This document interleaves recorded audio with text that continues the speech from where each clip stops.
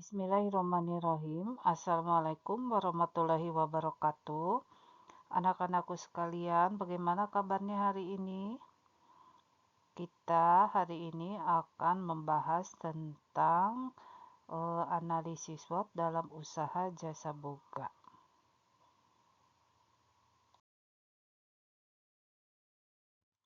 Apa itu analisis SWOT? Analisis SWOT adalah suatu bentuk analisis di dalam manajemen atau di dalam organisasi yang secara sistematis dapat membantu usaha penyusunan atau suatu rencana yang matang untuk mencapai tujuan, baik itu tujuan jangka panjang ataupun jangka pendek.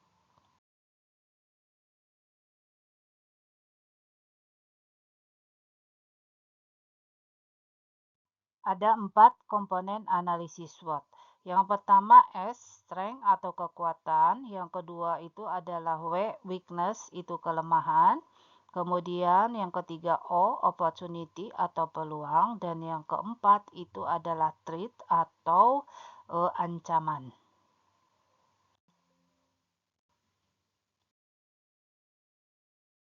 Sekarang kita bahas satu persatu. S atau strength disebut sebagai analisis kekuatan, yaitu suatu kondisi internal yang menjadi pendorong keberhasilan meraih posisi unggul dari suatu organisasi atau perusahaan dalam menghadapi persaingan.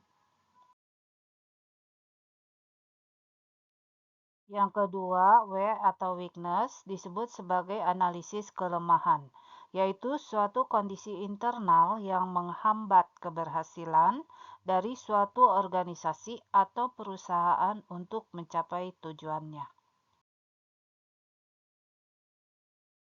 Yang ketiga, opportunity disebut sebagai analisis peluang, yaitu suatu kondisi eksternal yang menjadi pendorong keberhasilan dari suatu organisasi atau perusahaan dan dapat memberikan peluang berkembangnya organisasi di masa depan.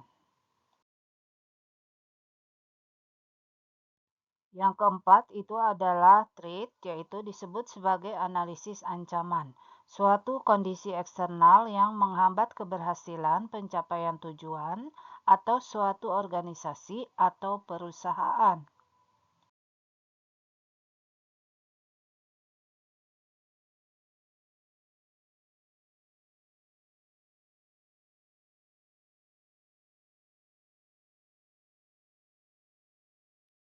Contoh dari analisis SWOT. Misalkan kita akan membuat keripik singkong.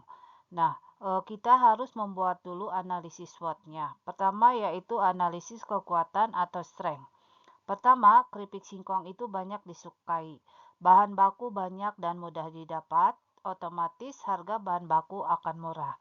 Kemudian usaha makanan ringan keripik singkong ini bisa menawarkan berbagai rasa sesuai selera konsumen, misal rasa pedas, asin, keju, balado, dan sebagainya.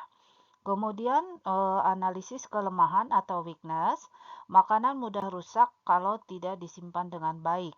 Kemudian pembuatan yang mudah sehingga banyak juga pengusaha yang membuat makanan ini. Yang ketiga, analisis peluang atau opportunity. Karena banyak peminat, target pasar makanan ringan ini luas dan jumlahnya pasti besar. Banyak dukungan dari pihak luar, terutama pemerintah, dalam permodalan. Kemudian yang keempat, analisis ancaman atau threats. Saat ini kompetitor sangat banyak, kemudian banyak pengusaha yang sama dengan harga jual produk yang lebih rendah. Kita lanjutkan ke peluang usaha jasa boga.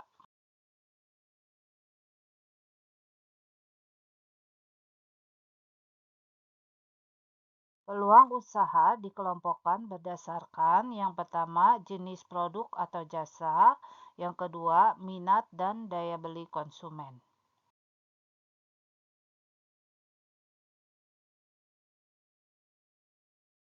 Peluang usaha berdasarkan jenis produk atau jasa. Dalam menentukan peluang usaha berdasarkan jenis produk atau jasa, seorang wirausahawan harus mempertimbangkan beberapa hal, antara lain minat seseorang, modal, relasi, pengaruh lingkungan sekitar, banyak atau sedikitnya permintaan masyarakat terhadap jenis usaha yang kita pilih, kecocokan antara kebutuhan masyarakat dan jenis usaha tertentu, banyak atau sedikitnya pesaing, dan adanya kemampuan untuk bertahan dan memenangkan persaingan.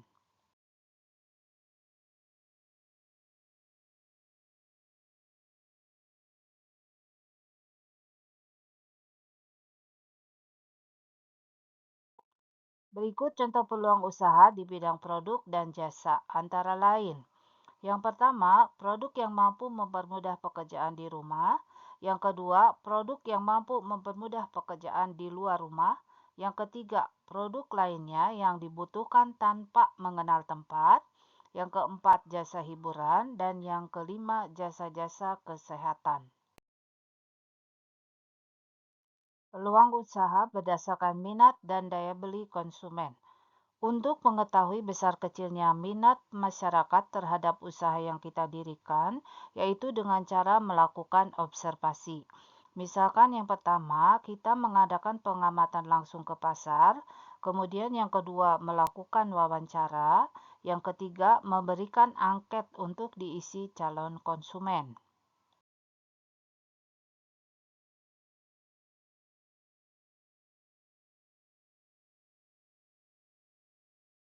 Hubungan antara minat, daya beli, dan kelangsungan usaha adalah dapat digambarkan sebagai berikut.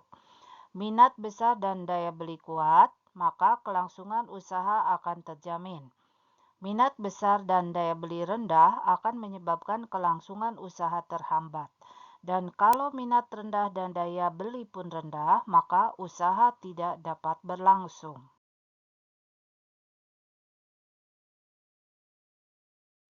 Nah, sekarang untuk mengetahui seberapa paham kalian, silakan kerjakan latihan soal di bukunya masing-masing. Kalian buat analisis SWOT terhadap suatu produk jasa boga yang akan dibuat. Nah, produk jasa boga yang akan dianalisis, silakan kalian cari sendiri bebas.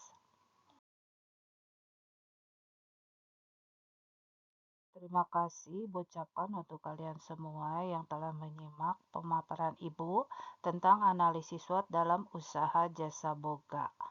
Wassalamualaikum warahmatullahi wabarakatuh.